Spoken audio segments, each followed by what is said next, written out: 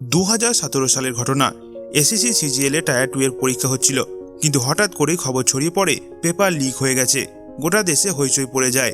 শেষমেশ সরকার সিবিআই তদন্তের নির্দেশ দেয়। যে কোম্পানি এই পরীক্ষা কন্ডাক্ট করাচ্ছিল তাদের কন্ট্রাক্ট বাতিল করে দেওয়া হয়।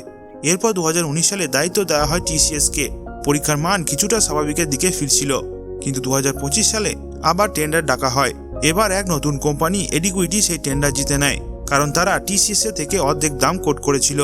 কিন্তু সস্তা জিনিস যেমনটা হয় তেমনটাই হলো এবারও। পরীক্ষা যখন শুরু হলো তখন সামনে আসতে লাগলো একের পর এক অনিয়ম। দুর্গম গ্রামাঞ্চলে পরীক্ষার কেন্দ্র, প্রার্থীকে 400 থেকে 500 কিমি দূরে পরীক্ষা কেন্দ্রে পাঠানো হচ্ছে। কেউ যখন পরীক্ষা কেন্দ্রে পৌঁছাচ্ছে জানতে পারছে পরীক্ষা বাতিল হয়ে গেছে। কোনো কোনো জায়গায় তো ইন্টারনেট কাজ করছে না, মাউস কাজ করছে না। কোথাও আবার পরীক্ষা কেন্দ্রে ঢোকার মুখেই বলা হচ্ছে তোমার সেন্টার বদলে গেছে।